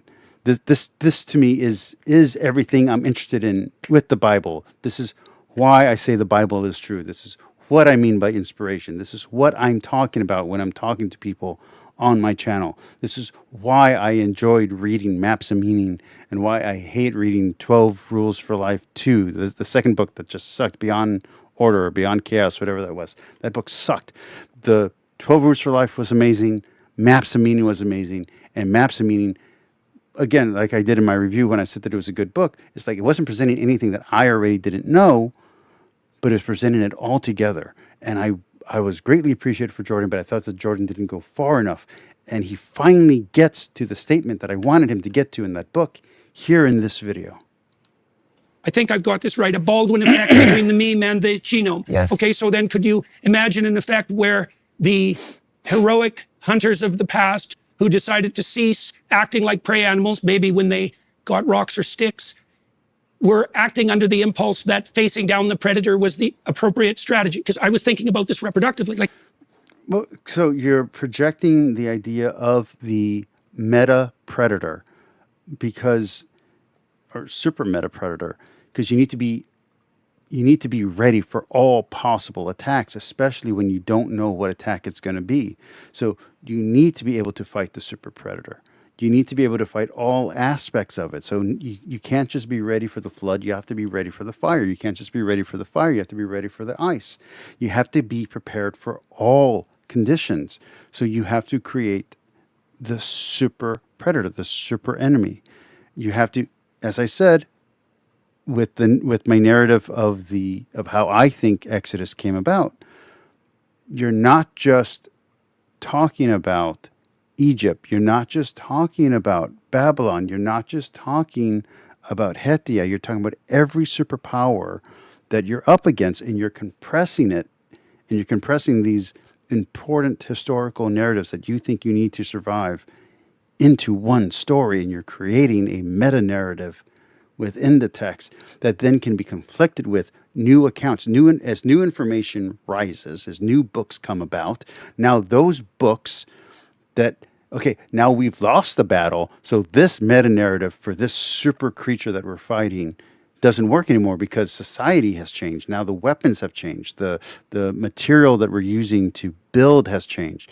So now we have to have a new narrative, and that conflict between the two is going to come up with new super predators, new super survival techniques that we need to project into the future. And so then the next text comes around, and so you get through the Babylonian exile, you get through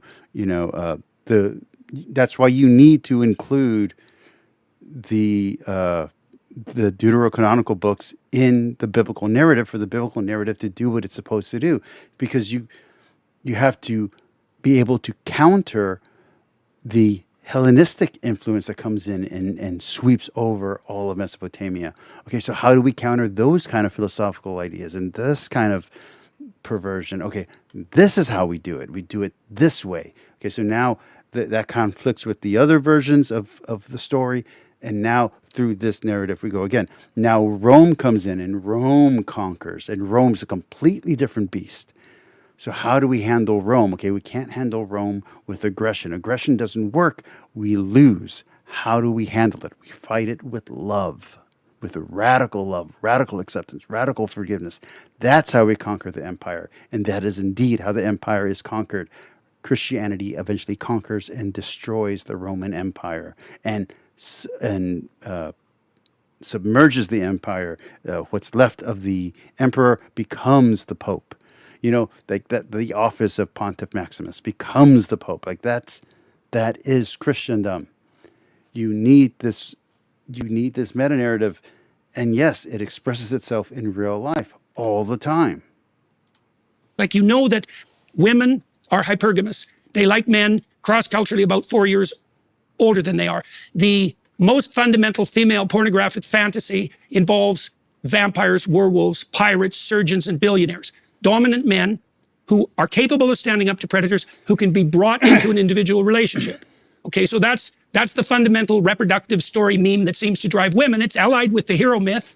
They're the different variants of the same story, the different sexual variants of the same story. And it seems to me it's not unreasonable to note that that's the fundamental story of humanity. And so I don't understand why you're not impressed by that. We started talking about the Baldwin effect, and suddenly we got into women, what women like. I mean, well, the men who act out the heroic meme are much more likely to reproduce. It's an example, but perhaps we need to explain what the Baldwin I was going to say, that's probably helpful. Yes, that would be useful. Okay. It was suggested by Baldwin, I think in the late 19th century. It's a kind of genetic assimilation of a cultural or learned idea. So the idea is that certain animals learn things, learn a clever trick. It might be nut cracking by chimpanzees, for example, or potato washing by Japanese macaques, or opening milk bottles by English tits. And it perhaps spread as mimetically as an epidemic of the way that he talks about the birds is, I don't know, the first time I watched through this just made me laugh. Copying, and that's known to have happened with the blue tits and great tits in Britain. Now, certain individuals are likely to learn it faster. And I also can't help but think about, what is it? I used to watch a show all the time, but he stopped making videos.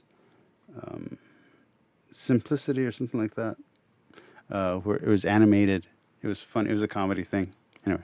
Than others, and there may be genetic variation in the speed with which they learn it. And as the generations go by, natural selection would have favored speed of learning the new trick. And eventually they would have learned the new trick so fast they didn't need to learn it at all. Right. It becomes genetically assimilated into the genome. That's the Baldwin effect. Okay, that I would say that's essentially the same pattern of archetype evolution that's implicit in the Jungian theoretical Well, that's model. very interesting, because that suggests that Jungian archetypes might be genetically assimilated via the Baldwin effect. Yes, and that's a fascinating idea. Yes. Okay, so now I know we're coming to the end of our time soon anyway. It's nice to end on a shared point of interest, which is the Baldwin effect and the archetype's potential origin. And I want to be very clear, I did not have the language for the Baldwin effect. I've not heard that term before until watching this video. But again, this is what I've been arguing on this channel for years, and what I've been arguing in my personal life, even before I was a Christian, after I left the church, before I was a Christian again, before I returned to the church. In college, I was arguing this with people when we would get together to talk about, different religions in the Bible.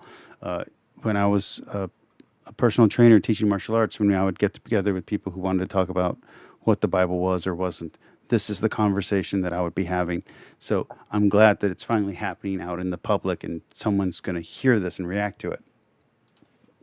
In the Baldwin effect, do you think that is something that is worth exploring further? Is that something that we can it's crucial that we can it's test? crucial I think it's because interesting, yes. well, it speaks of the potential relationship between the spread of memes and the alteration of the genetic process. I would say it probably happens fastest by sexual selection. So Yes. right. So imagine that a meme. Okay. So imagine a meme develops a representation, imaginal, and the people who embodied are more effective in dealing with predators. And then imagine that there's a concordance between that and the attractiveness of those males to women. Seems highly probable. Well, then you can see that because sexual selection is a pretty rapid mechanism, that Baldwin effect gets spinning I totally agree forward very with that. rapidly. I've even suggested, actually, a slightly way out suggestion, that the human habit of standing on our hind legs might have been sexually selected and then genetically assimilated via the Baldwin effect. Chimpanzees do sometimes walk on their hind legs.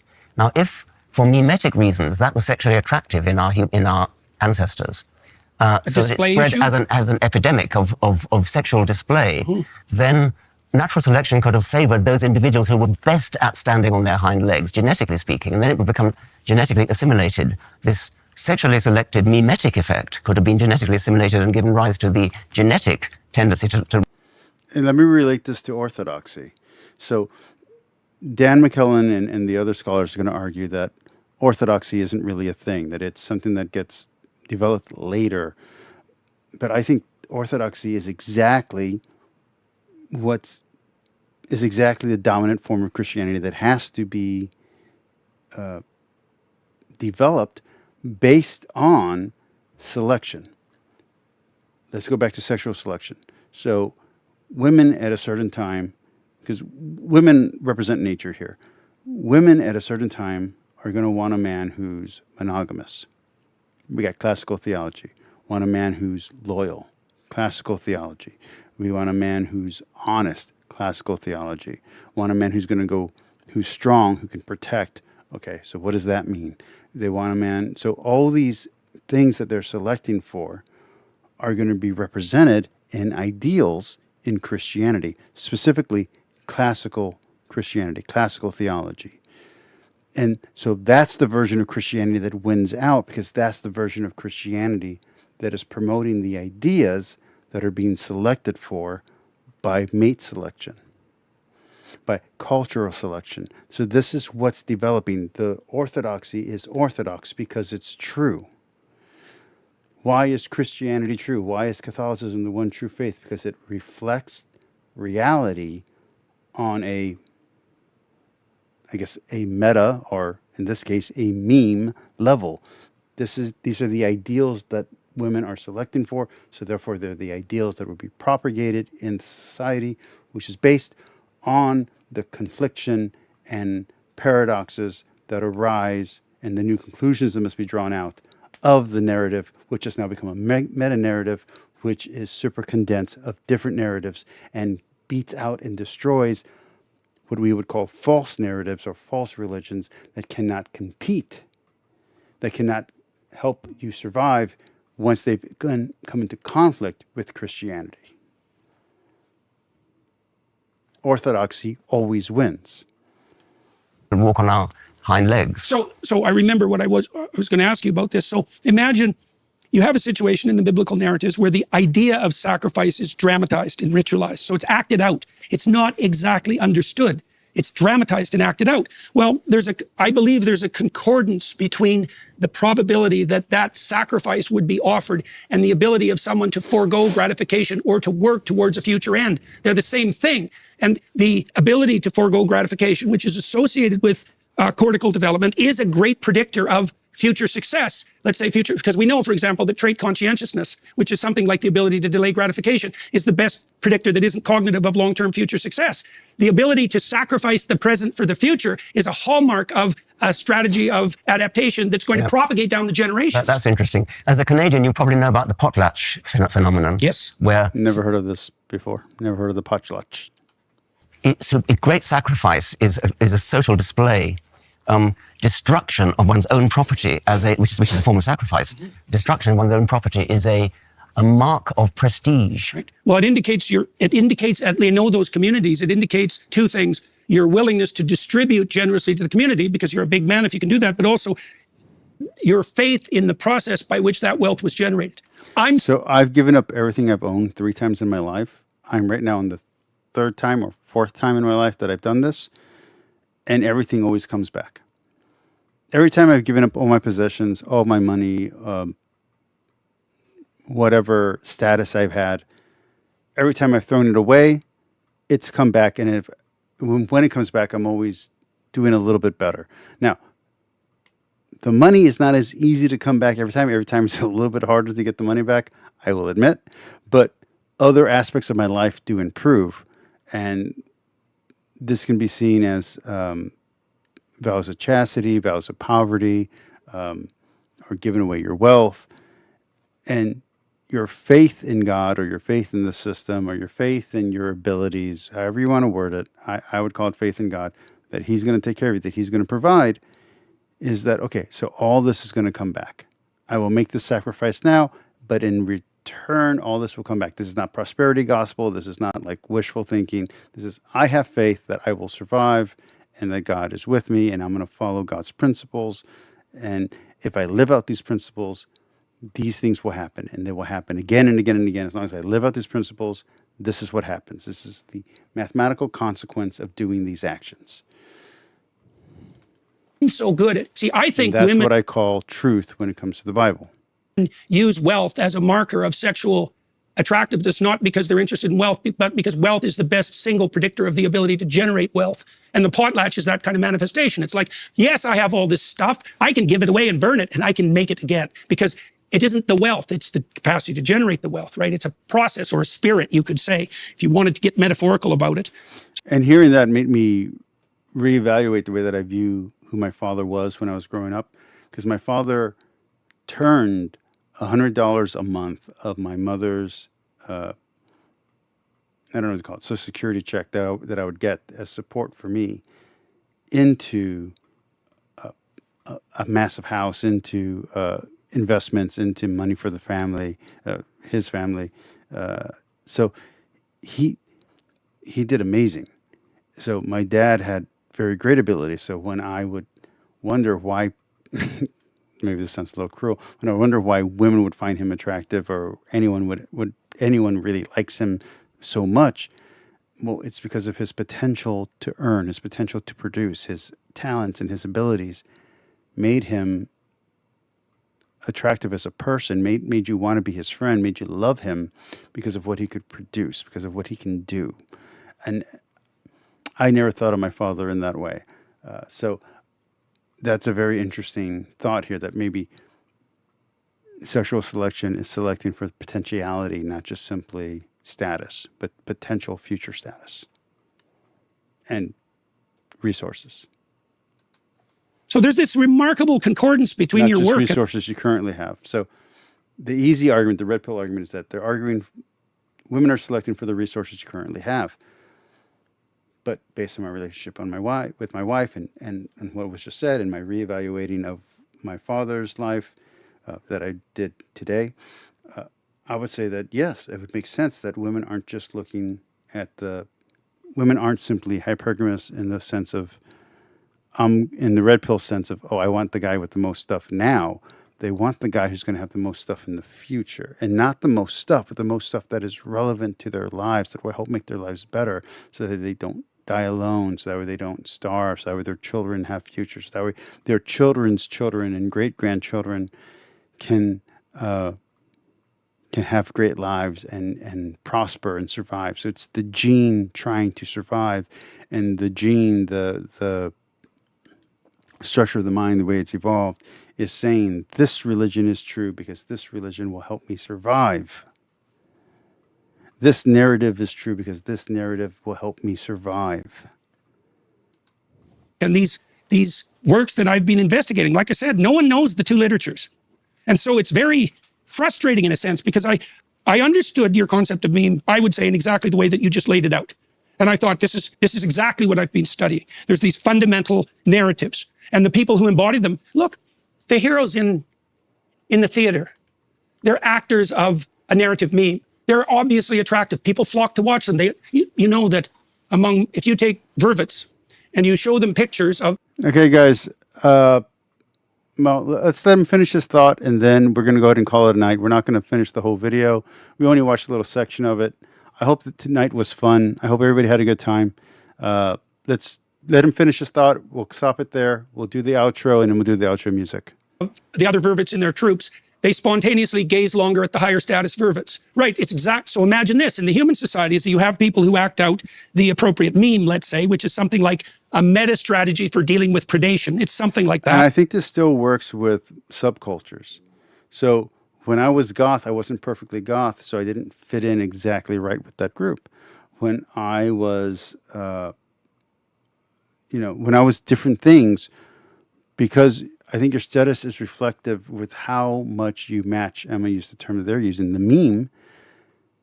I think your status degrades the more you are outside of the meme.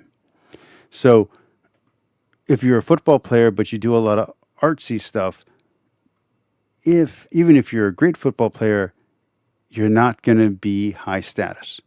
You have to act like a football player. If you're goth, but you do a lot of cutesy stuff or you do a lot of preppy stuff, you're not going to be high in the goth subculture, in that hierarchy, because you're doing too many things that oppose the archetype of goth. So I think that's true. You can approximate that to a greater or lesser degree. The more you approximate that, the higher you are on the sexual selection, in the sexual selection hierarchy. And I think that's clear. Like, it's a Okay, he's going to keep talking, and I think we're good. I think we're good. Let's do the outro. Let's do the music. All right. Tonight was great. I really enjoyed it. Tonight was heavy content. The audience did not show up today. I am so sorry for that. I hope I have a big boost of viewership tomorrow at 10:30 like I normally get. Again, if you're one of the people who watch me in the morning, or maybe it's nighttime for where you are, but if you're one of the people who watch me 12 hours after the video's posted, please put some comments in the bottom. Let me know in the comment section what you're looking for, what material you'd like me to cover. I would like to serve you as an audience as well. I'm very grateful for the people who come watch me live. I wish more people would, but for those who are watching me later, let me know what kind of content you're looking for, and we can watch it together. That's what the point of the watch-alongs are. Thomas, BS, I love you guys. Thank you for coming in tonight. Everybody else who is watching, whether you're watching live, whether you're watching later, whether you're watching incognito mode, I love you all. I appreciate you. Remember, God loves you. God forgives you. Forgive others. Forgive yourself. And love God above all. Have a great night. Let's listen to the music.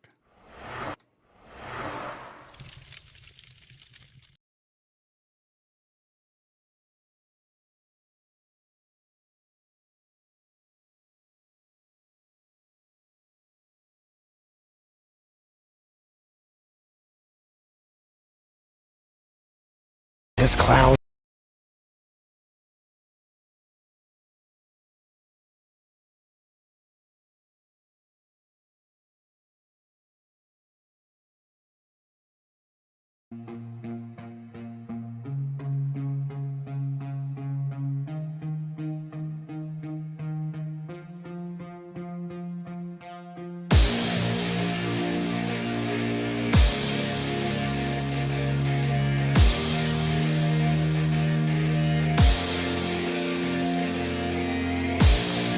Okay, you fucking with the facts.